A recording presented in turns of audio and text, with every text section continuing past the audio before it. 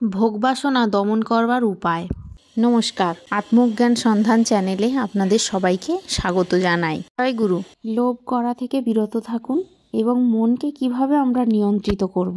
আজকের গল্প সাধুর পায়েস খাওয়া। এক সাধু কঠোর সংযম অবলম্বন করে সাধন ভজনে মগ্ন ছিলেন, কিন্তু একটা বিষয়ে তার খুব দুর্বলতা ছিল। তিনি পায়েস খেতে এত ভালোবাসতেন যে ধ্যানে বসলেও পায়েসের কথা ভুলতে পারতেন না। কেবলই মনে হতো একটু যদি পায়েস পেতাম তাহলে বেশ হতো। অনেক চেষ্টা করেও তিনি মন থেকে পায়েস খাওয়ার লোভ দূর করতে পারলেন। তাই নিজের ওপরেই তিনি তিতিবিরক্ত হয়ে উঠলেন।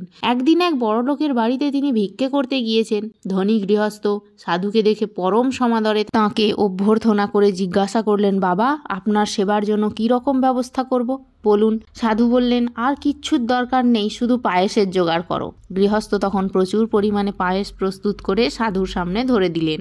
সাধুও ভগবানকে নিবেদন করে সেই পায়েস খেতে শুরু করলেন। খেতে খেতে সাধুর পেট ভরে গেল, তবুও তিনি থামলেন না। তিনি খেয়েই চলেছেন আর নিজের মনকে বলছেন, ওরে মন, পায়েসে তোর এত লোভ যে আমাকে ধ্যান পর্যন্ত করতে দিস নে। আমার মন, আমার ইন্দ্রিয়কে বিচলিত করিস, কেবল পায়েস খাওয়ার জন্য মুখিয়ে থাকিস। এবার দেখ, তোকে জন্মের মতো পায়েস খাওয়াচ্ছি, দেখি তুই কত পায়েস খেতে পারিস। সাধু আকণ্ঠ পায়েস খেয়ে চলেছেন। খেতে কষ্ট হচ্ছে তবু খাচ্ছেন। ক্রমে সব পায়েস বমি হয়ে গেল, তবুও তিনি থামলেন না। শেষে যখন বেহুঁশ হওয়ার উপক্রম হলো তখন তিনি খাওয়ায় খান্তি দিলেন। সেই দিন থেকে পায়েসের ওপর লোভ তাঁর চলে গেল।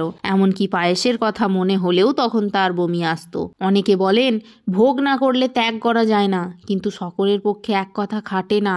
বিবেকবান মানুষরা কিভাবে ভোগের দ্বারা ত্যাগে প্রতিষ্ঠিত হন তা এই গল্পে দেখানো হয়েছে। কিন্তু সাধারণ মানুষের পক্ষে ভোগবাসনা দমন করাই উচিত, কারণ আগুনে ইন্ধন জোগালে আগুন যেমন আরও প্রবলভাবে জ্বলে ওঠে, তেমন ইন্দ্রিয়দের খোরাক জোগাতে থাকলে তাদের উপদ্রবও তেমনি বেড়ে যায়। ভোগকে নিয়ন্ত্রণ করা উচিত। ভোগকে নিয়ন্ত্রিত করা, তার রাশ টেনে ধরাই সাধারণের পক্ষে কর্তব্য। আকণ্ঠ ভোগ করে ভোগ চরিতার্থ করা বিরল কোনো মানুষের পক্ষেই সম্ভব। এ পথ সকলের জন্য নয়। আমরা সাধারণ মানুষরা যদি ভাবি যে আমরা সব রকম ভোগ করব, ভোগ করতে করতে আমাদের তার প্রতি তিতিবিরক্তি এসে যাবে, সে কথা ভুল। আমরা সাধারণ মানুষ, এটা আমাদেরকে মনে রাখতে হবে। সাধারণ মানুষ কোনোদিনই ভোগ্য বস্তুর ওপর নিয়ন্ত্রণ আনতে পারবে না। তাই নিজের মনকেই নিয়ন্ত্রিত করা অতি আবশ্যক। আমাদের একাদশ ইন্দ্রিয়ের মধ্যে মন নামক ইন্দ্রিয়টিকে আমাদের সংযমে রাখতে হবে। ধন্যবাদ।